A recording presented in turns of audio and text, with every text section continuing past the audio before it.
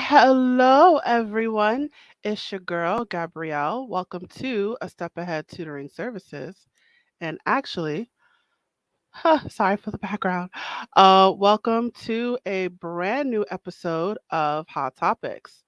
So, if you're not already familiar with us, this is a web series where we like to talk that real talk, right? So, we like to take the things that we think about, but we don't really say out loud, or the things that we don't like to ask about, the things that maybe we don't really know about. So we like to take those things that are in the back and we like to bring it to the front. And this is the series where we make that happen. So since we are a tutoring company, we do tend to focus on particular areas. So we tend to focus on things in health, mental health, employment, education. We talk about divorce. We talk about anything that could be explained in an educational lens, or we can explain in a way that we can inform other people.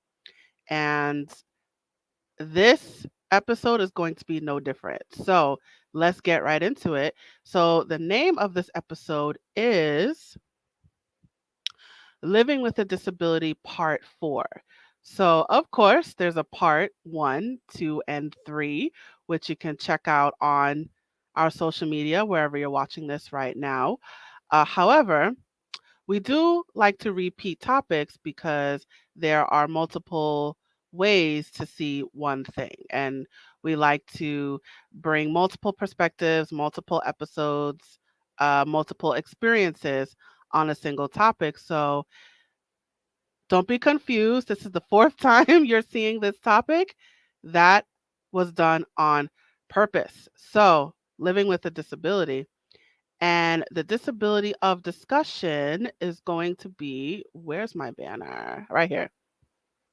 Attention Deficit Hyperactivity Disorder, or which is commonly known as ADHD. And I have a guest with me who's going to help me with this discussion. I have a brave soul who's going to sit on the hot seat. Her name is Rivkah Sherr, or Rivkah Sherr. I think I said her name right. And I am going to tell you about her. So let's get right into it. Who is Rivkah Sherr? Let me tell you who she is. So she is the creator of Gluten-Free Recipes and Support. About 5 years ago, one of her friends discovered that she and her son were celiac. She was frustrated and devastated. She didn't know what to eat and where to turn for help. Her heart ached for her, and to help her out, she would send her any recipes that she found. One day she thought, let's put it in a group. That was the start of the Gluten Free Recipes and Support Facebook group. Since then, the group has grown into an amazing, vibrant community. They are now at 47K and growing. That is awesome. Her members come to the group looking for support, recipes, and a safe space where they can share their wins as they adopt a gluten free lifestyle. It is a joy to be of service to the community, and she is looking forward to serving and growing this community while bringing value and sustainability. Her goal is to help support and educate those who have joined this community, excuse me, due to diagnosis, illness, and other challenges that have led them to pursue this lifestyle. The group is 47K plus strong with 200% engagement and more than 100 people joining every day. She is looking to bring value to the group by collaborating with brands, YouTubers, bloggers, health and wellness coaches, chefs, and anyone else who can bring value to this amazing community. And this year, her organization was featured by ConvoSite of the top 25 admin bios of 2021. That is an amazing biography, and all of her the link to her group we will provide at the end of the episode. So, without further ado, I'm going to bring her to the stage right now. Hi, Rivkah, how are you doing today? Good, good, good. How are you? I'm good. It was a beautiful introduction. I appreciate that. Well, I try. I try my best. So we're here to discuss your life journey with ADHD, and let's get right into it. So let's start off with um, when did you first receive your diagnosis of the disorder? Basically, I received it only more recently, as an adult. There were a lot of life changes happening in my life. And, I had to, reconfigure my life, and I had to um, go back into the workforce that I was out of for a while. And a friend suggested that I go check out an organization that is affiliated with the Board of Education, and they, as far as I know, have it in each state, and it's called, Vocational Rehab, and they're like, they'll evaluate you and they'll see what you could do. And subsequently through that, we figured out that there were, I always knew that there was, when I went to school and different things, there was things that I had challenges with. And subsequently through that testing, we figured out that, one of the things that was, a challenge for me was having, ADHD, inattentive. And, your brain, works differently, and you have like different abilities. And it's, I feel like a lot of it is sometimes an invisible kind of disability. You don't really see it, you know, and therefore, when you're in certain situations, or in certain, they put you, or you're working in different places, there's challenges that people don't understand and see. And therefore, you have to find different ways. And when I look back, I spent a lot of my life compensating for the difficulties that I have. But I think the fact that I got a diagnosis, and the more I looked at it and studied it, brings awareness, and you sort of figure out and you understand better, and um, you know, you understand that it's different, and you find ways sort of to cope with it. Yes. Thank you so much for that. So you mentioned a phrase, invisible disabilities. Can you go Yes. into that more? Yes. So I feel like, when people speak about disabilities, when somebody has something physically with them, you could see it on the outside, and, people will tend to, help them, and, say, what can we do for them, accommodate them, right? I think certain disabilities are um, not always noticeable on the outside, and you might not know that people have it. And it's made me think also in my life, when I meet people, like sometimes, things will come off certain ways, but sometimes to think and look a little bit deeper and try to understand. And sometimes you realize that there might be other factors that you can't see. And I think that makes you more understanding, and on the other side, it can be sometimes frustrating because people don't see it on the outside, and they're like, why can't you do this? Why is this hard for you? And they don't really see it. So I believe like these kind of things are more, they're not visible to the eye, they're not always visible in society.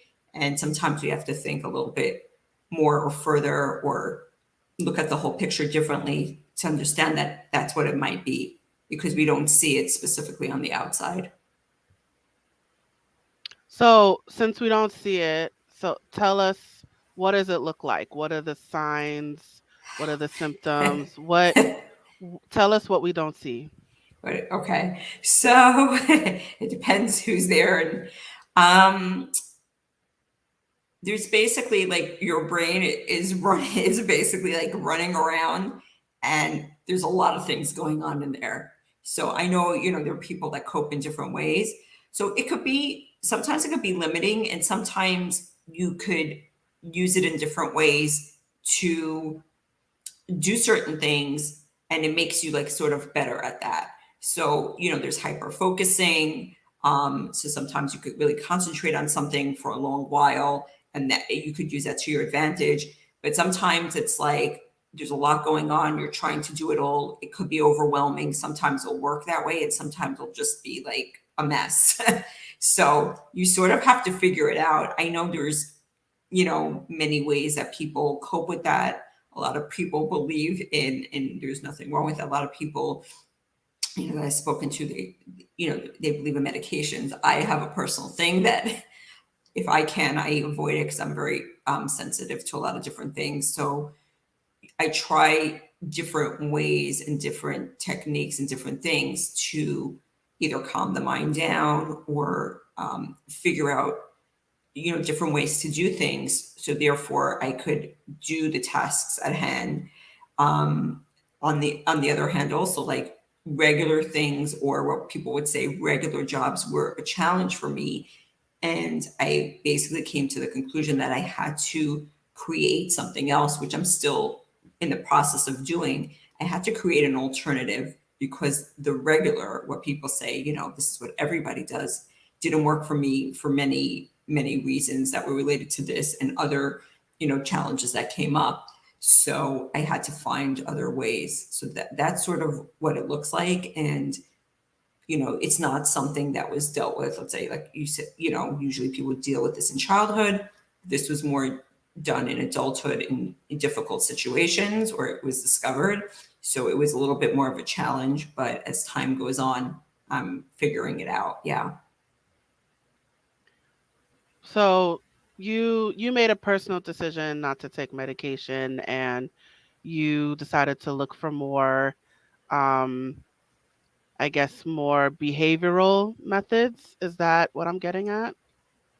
Yes, yeah, behavioral and working on the mind, alternatives, instead of doing medication.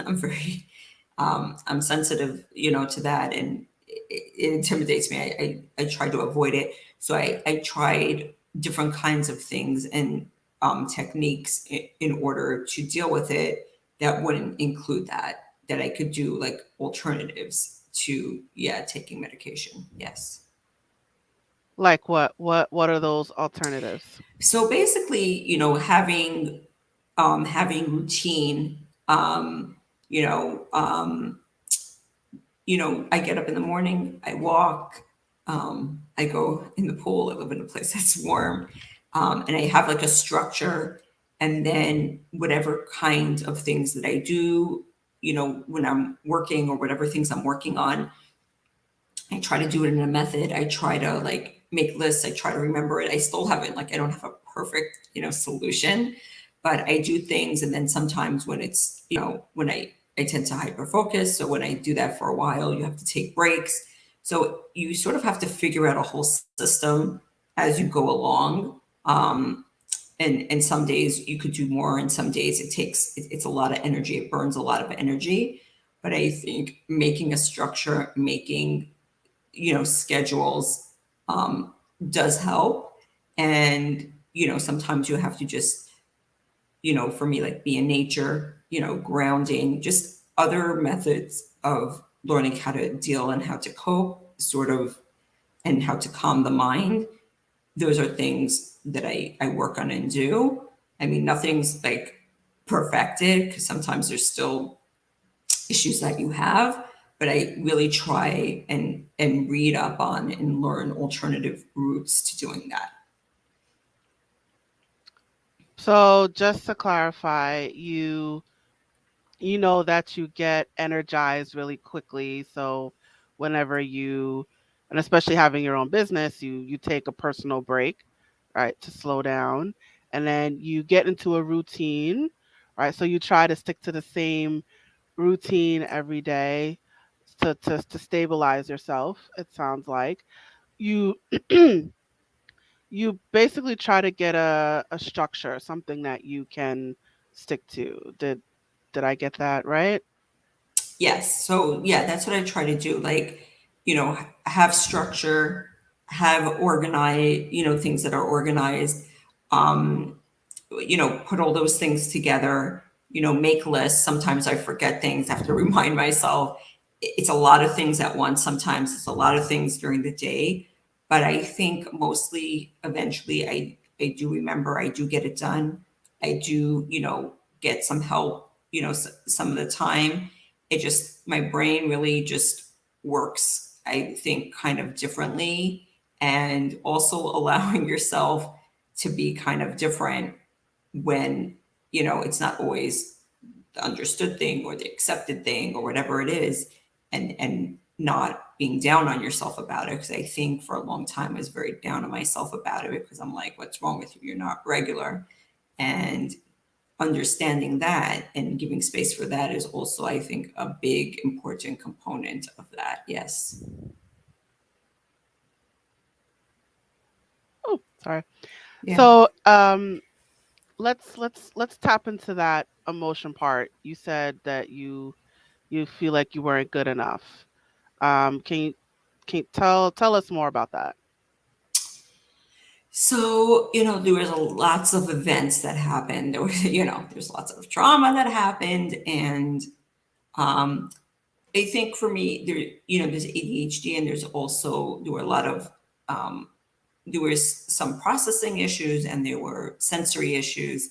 Um, and, even going back all the way when I went to school, I really couldn't, like, I never could really listen to the class and then write it down at the same time. So I never really had that capacity. And it sort of like put me behind in different things. And I guess I was good at a lot of kinds of things. I can never do the math, but I was very good at, the speaking and the history and the English and the comprehension, those kind of things. But it took me time to process, and it took me time to do different things. And because of that, like, I couldn't do certain things. I didn't, I felt like I felt bad about it. And I was like, I didn't really understand that there were different things that were wrong. And, I got educated. I got a degree, in psychology, but it was hard. When I look back, it was hard, like, and people are like, you could go back to school. And at this point in life, I decided I'm going to take a different route. Like, there were a lot of things that were, when I look back, that were difficult, and not knowing that and not understanding that, I sort of felt a little bit less than. And I think now understanding it and trying and seeing how I could take it to a different place, or I could do different things, starting to like understand and accept it more, that, makes it, puts it in a much different place, in a better light. And I recognize that people do things differently. I think today also there is more awareness about that. And I'm still learning about all these things, the way I do things, the way it works for me, what I feel comfortable with. This is not something that was, explored earlier on in my life. And I think it's a whole, there's a lot of factors and there's a lot of components to it. But that's something that I also do work on. Are you still working on it now? Yeah, I mean, I work on this every day, like, to have the right mindset, to figure out, you know, what are the proficiencies, what are the deficiencies, how do we make up for it, what are we really good at, what can we become very successful in. It's, life is constant growth, and learning. And I think because of, the things that happened in my life and my life experiences, today I'm much, and I've organized things to a certain degree, and I'm really investing a lot in myself. I feel like I am really working on that, and it's really more like in a good way, in an organized fashion. And this is the first time, like, maybe in my whole life, that I've consciously, worked on it specifically, with knowledge and understanding and know-how, because I've put myself in a place where I can do that. So I think it's definitely in a good, and in a good direction. Awesome, awesome. So, and talking to other guests, they see they see their disorder as a superpower, and that the ability to hyper focus, having a lot of energy to do things, being able to do a lot of things at once. They see that as positive attributes, especially for people that are entrepreneurs. I'm wondering if you see your disorder as a positive attribute. Yes, 100%. So that's what I'm starting to realize since I am a new entrepreneur and I'm new on this journey 100%. So that's what I'm also starting to realize, that yes, there are those components to it. There are the other side of it. There are many things that you could do. So yes, I agree with that. And I'm definitely more in the beginning of that journey. So there's definitely that component to it, that you can do many things at once. You can hyper focus. A lot of times also this is very enmeshed with other experiences that you had in your life. So by dealing with different parts and understanding that and seeing what you can do, and starting that journey, there's definitely that component to it, and that outlook. 100%, yes. So tell us more about how it applies to your business. What type of things do you do? How do you use those attributes for your business? Okay. So I think it has to do with a lot of like my personality and who I am. But, when I have to get something done, sometimes I am distracted and all over, but I could focus on it and get it done. I think, my business involves many things, many components. It's also a lot of networking, and that's also something I was very good at. So it's constantly speaking to people, connecting with them, having conversations, putting things together. So there's a lot of those components to it, and I think I've worked on that, and I was always good at that, but I've worked on that more like recently, and each time I worked on that, and each thing that I did brought me to the place that I am today. So, you know, for example, like this group that I have, sort of like I always did things that were in service to the community, bringing people together, organizing, putting it all together. So this is what happened there. And here it's like there's a lot of components to it. And then there's also the way that you're going to get to the next step is speaking to people, collaborating with people, doing that with people. So it definitely works with what I'm working on and what I want to do and what I've done on a certain level for a long time. So it definitely um, works with that. Um, and I feel that's good. I think the other side is also that once you have that understanding, you have to work with people that are like minded. You have to work with people that understand that. And, there's a whole picture to it. And I think, those kind of attributes leads to what I'm doing and what I'm trying to create. Hmm. Awesome, awesome. So is it so I'm wondering if you because I think you referenced the jobs in the past. So I'm wondering if because that you're an entrepreneur, it's the lifestyle of an entrepreneur is easier for you as opposed to having like a regular 9 to 5 job. Yeah, so truthfully, I don't really feel like I ever had a 9 to 5 per se, but I did have a lot of different jobs, that's for sure. And I did a lot of part time jobs. So I've had jobs. They felt to me, and especially the ones I did more recently, it was hard for me. It felt very restrictive. There were some that there was a lot of things going on and I just couldn't quite figure it out. I wasn't really qualified. There were some that were better, like the things that were always more creative were better, but the other ones were just they were hard for me and they were tedious, and I just mentally, I couldn't really deal with it. I'm not a person that's like, yes, I could speak very well and things like that, but to be in a cubicle and to speak to 100 people a day and then angry people, like this just wasn't for me. Like for me today, I probably speak to many people a day, but it's a whole different, um, way of doing it. And I was always a people person. So it was like the more connection, the more interaction, the technical parts of doing that, and like you have to do it at a certain time, at a certain place, the right way. It was a lot of pressure. And I really just, it also had to do with what I was, maybe to a certain degree, what I was going through in my life, but still that whole, like, it was too structured. It was like too specific.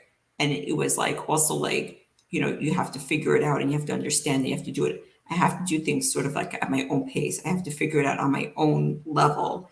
And for me, that was very challenging. So once I tried that for a while, I realized that I have to really create something else, because those regular things that most people seem okay with just were very difficult and did not work for me.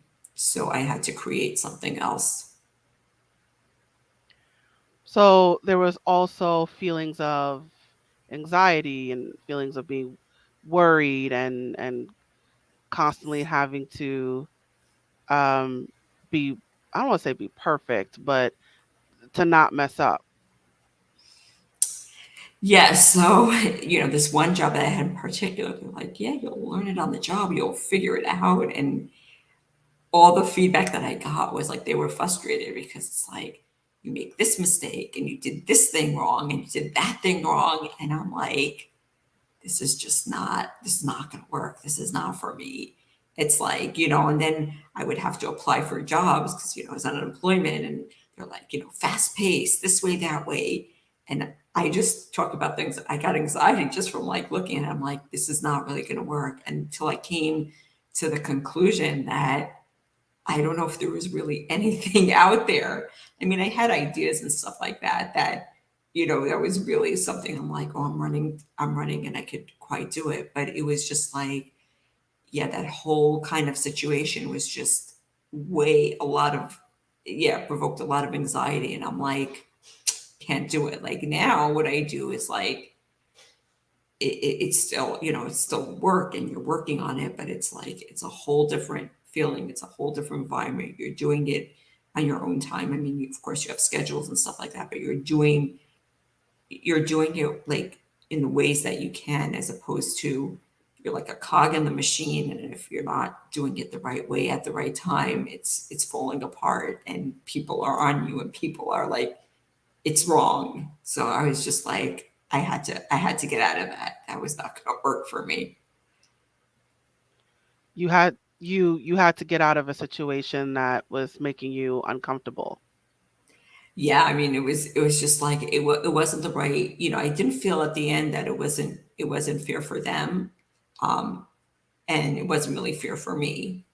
So like, in everything, there's certain parts that you could do and that you like and you could figure out, but the other ones were just I couldn't do it. I'm like, I need out. This is like jail, and I'm running away. So that was like what it felt like. Absolutely, absolutely.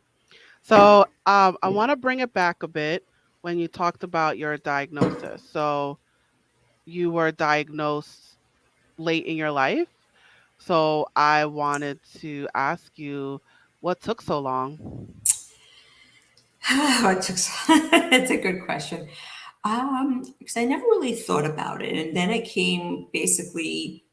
I feel like you always say, like, I feel like there's things that could have been done in childhood, but I grew up. I was part of a very big family.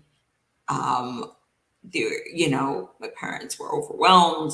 Um, I grew up religious. We went to religious school. I don't know how much awareness there was. I don't know if people really, understood or knew what was going on. And I just, went through my life, and I'm like, okay, I knew there were certain things that were challenging.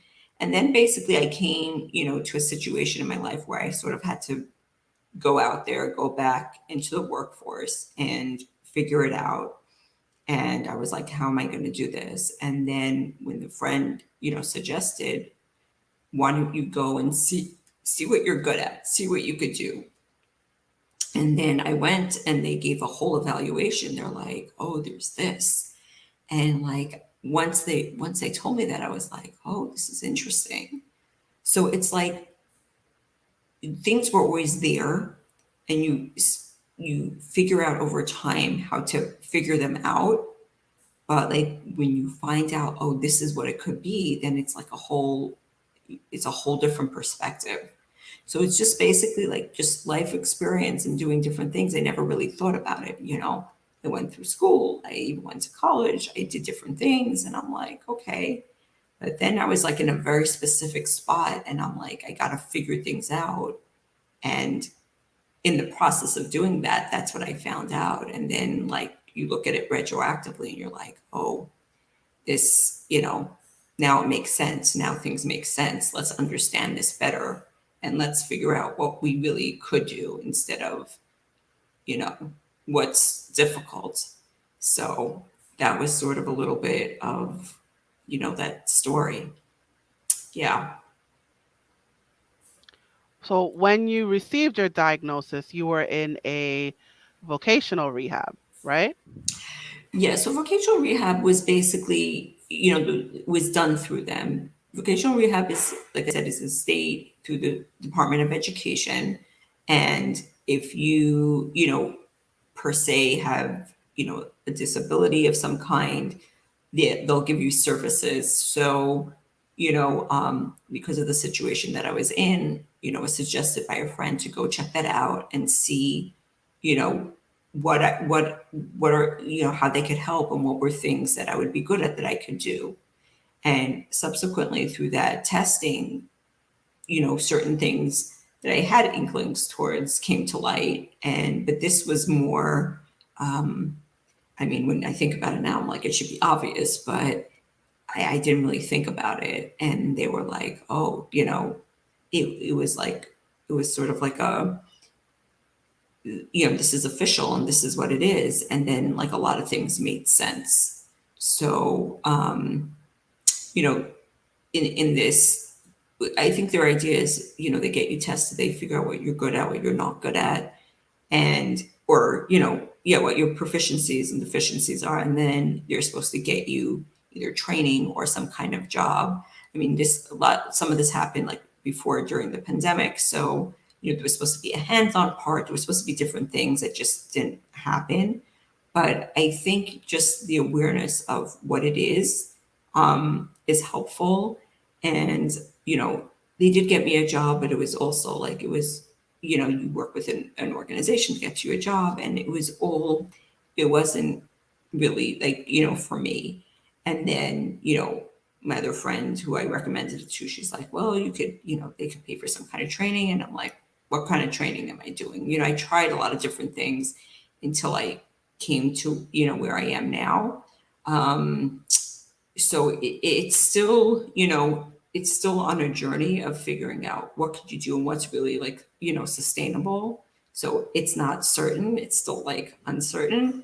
But I think just having the knowledge helps you get to that place of, okay, this is what we can figure out, this is what we could do, this is how we're going to do it. So there's still a lot of unknown components, but it's a learning process. It takes time to figure out. So so it sounds like you were looking for work, right? Certain things are happening in your life and your friend recommended the vocational rehab. Mhm. And of course, I just want to kind of set it up for the viewers. Right. So you went there at the center. In order for you to receive services there, they have to evaluate you for any kind of disability in order for you to receive services. So they did that for you, and lo and behold, they discovered that you have ADHD among a few other disorders. Did I get that? Did I get that right? Yeah. So basically, there's ADHD, and then there's math learning disability, which I know because it was never my subject that I was great at, but you do compensate and figure things out. And then there was also like a little bit of a processing disorder. And I think that that's tied to a lot of different things, especially when you're under stress. Understanding certain things, it takes time to do it, the way you learn it, the way you understand it, and that like I could see specifically went back to like when I went to school, when I would hear lectures, when people would tell me things. It's sort of like combined, or like there's certain parts of it of like how do you retain the information, how do you understand the information. So there was parts of that, so that sort of made sense. I still feel like there could be other things in a bigger picture. I'm still not 100% sure, so I still look and I question and I want to understand more. But I think for the basis, it gave a base of like this is what could be challenging for you. What can we do? How can we figure it out differently? The thing is, with a lot of the world has also changed, and the thing is, with a lot of organizations, they do things like the old fashioned way, or like how it was always was done, or they're only equipped to do certain things. So really, a lot of it you sort of have to either have your own resources or you sort of have to figure it out. And I think that's the challenging part of it. And that's what I'm still trying to figure out. But I think just getting the base puts you in a direction of at least you know where you stand, know what you could figure out, and try to figure out other things that could really help you get to other places. So all those unknowns must be very frustrating. Yeah, I mean, I do have ideas, but it's still not 100%. And some days I'm like, do I really have to know the whole picture? And sometimes, like, some days I'm like, it could help, with the picture. But at the end of the day, I still go forward and I still, try different things. I still, um, you know, try to get to the place that I want to go to, and I see progress. So I think that's a big deal, and that's really good. Um, but to figure out the whole picture, I mean, I guess we don't figure out the whole picture. Like you spend your whole life trying to figure that out. But the more I look and I learn and I educate myself, I think it's good. And for now, I feel like there's progress, from where I was to where I'm going. And I know there's going to be, I'm very convinced, and I know that there's going to be success on the other side. And that's where I'm heading towards. So that's for sure. Awesome, awesome. And just bringing it back a little bit, I just wanted to get this in. So take us to that moment when you receive that official diagnosis, right? So take us to that moment. What were you thinking? What were you feeling? What was happening in that moment? So it wasn't good. I was very distraught. I was like, what am I gonna do? How am I gonna? There's something wrong with me. What am I gonna do with my life? I remember I was a little bit freaking out. Um, but then over time, and the people that I worked with and spoke to, they're like, we're gonna figure it out. It took me a while to sit there and say, this is for me. This is not for me. You know what I'm saying? It took me in the beginning, my reaction, or my reaction was, this is the end of the world. And then over time, when I really did a lot of work, a lot of introspection, a lot of you know building myself, I realized that there's other ways to see it. There's other ways to look at it, and there's other opportunities in life.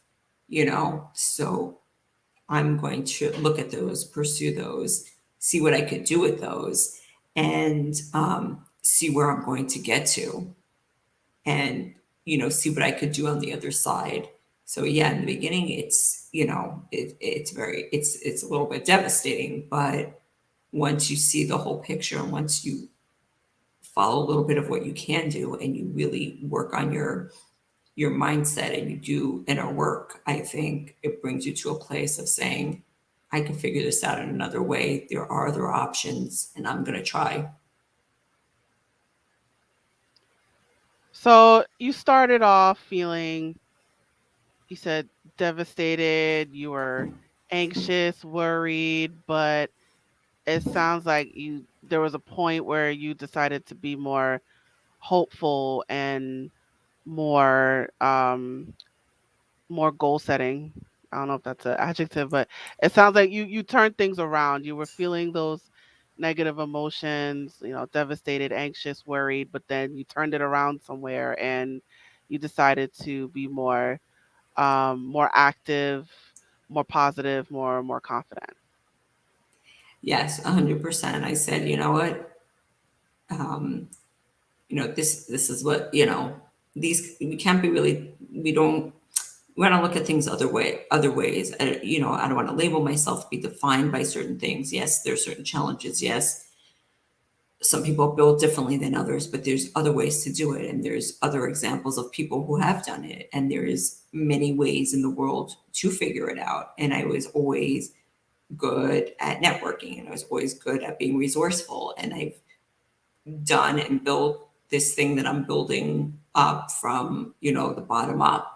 And I've worked very hard on it. And I'm like, there are other ways. And there's a lot of naysayers out there, but I keep going. And I'm convinced that I'm going to find a way that's going to be sustainable, that's going to be successful. And, some days you get stuck in certain things, but some days I'm just like, I'm going and nobody's getting in the way, including myself. That's a challenge in and of itself. But I'm going out there, I'm doing it, and I'm gonna get it done. Yeah. Good for you. Good for you. Let me, where's my little icon? Let me give you a round of applause.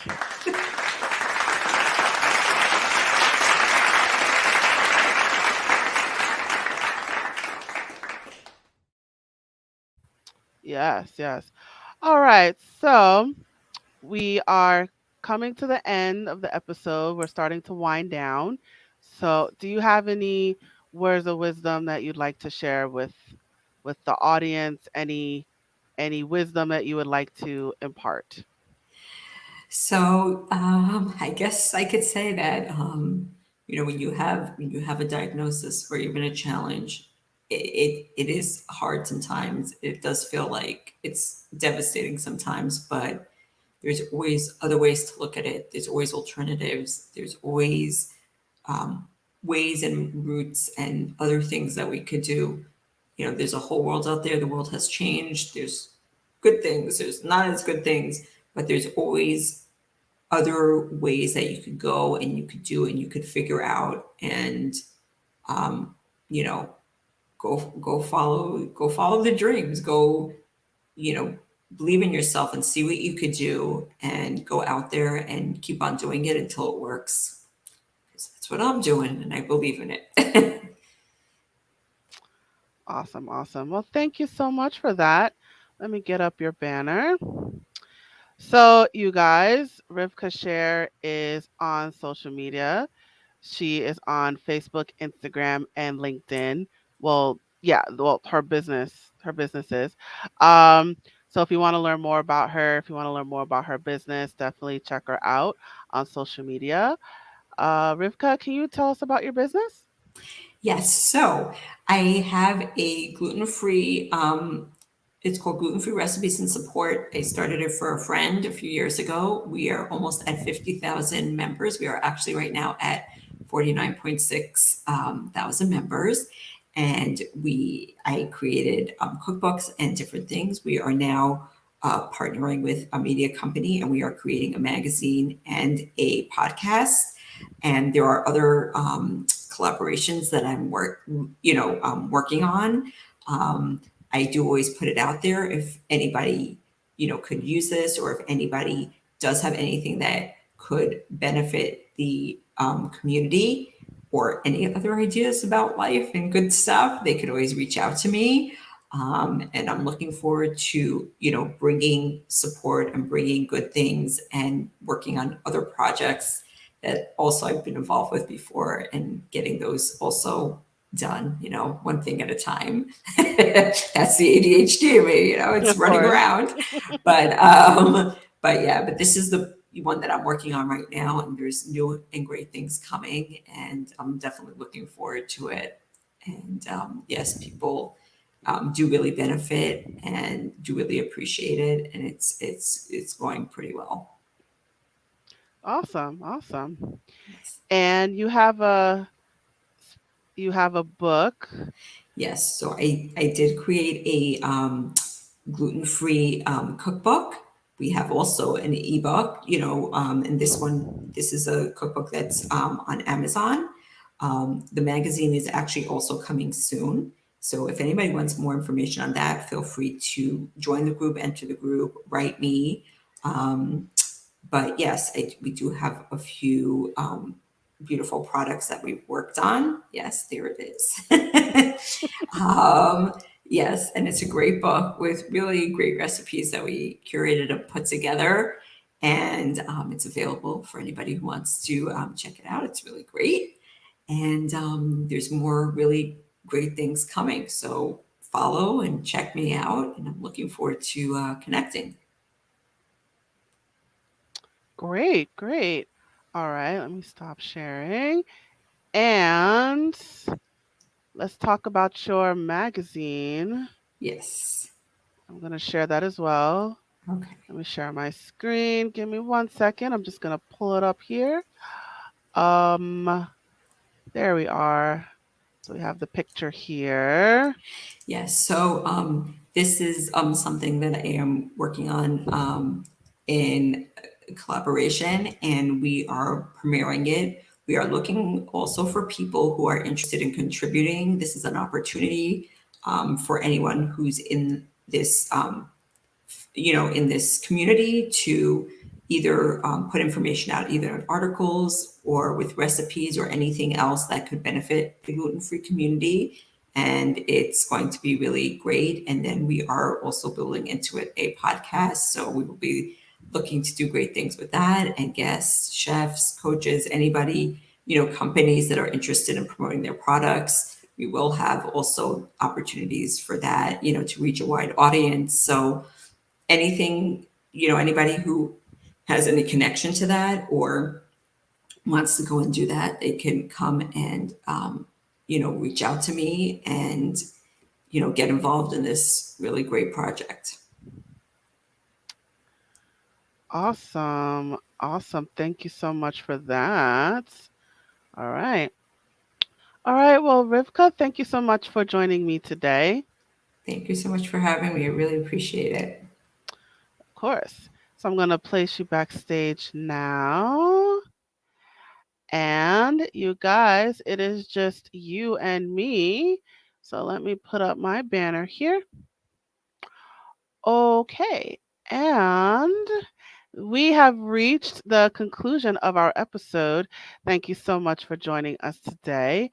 Wherever you are watching this right now, whether it is YouTube, Facebook, Twitter, eventually Instagram, wherever you are watching this episode, please check out our social media for more videos and clips.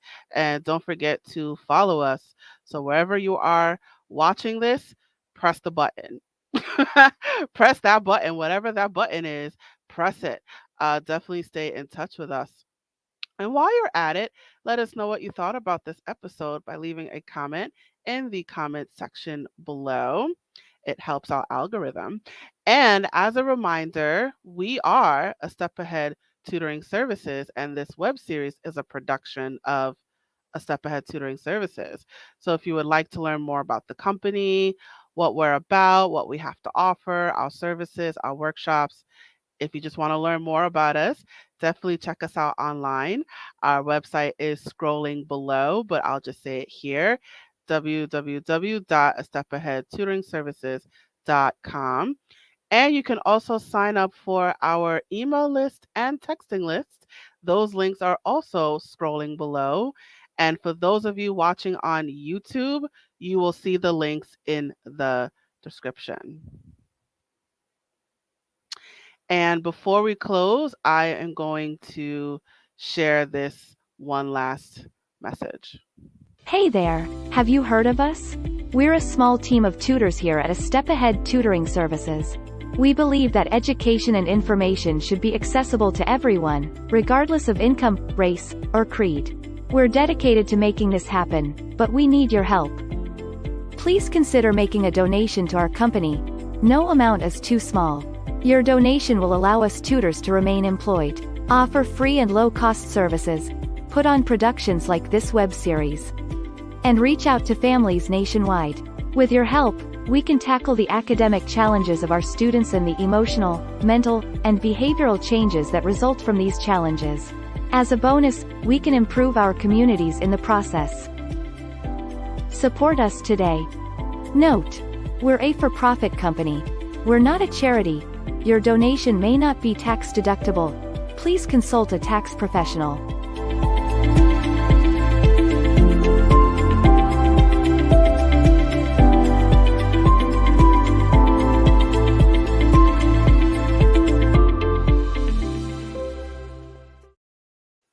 Absolutely, absolutely. Make that donation today.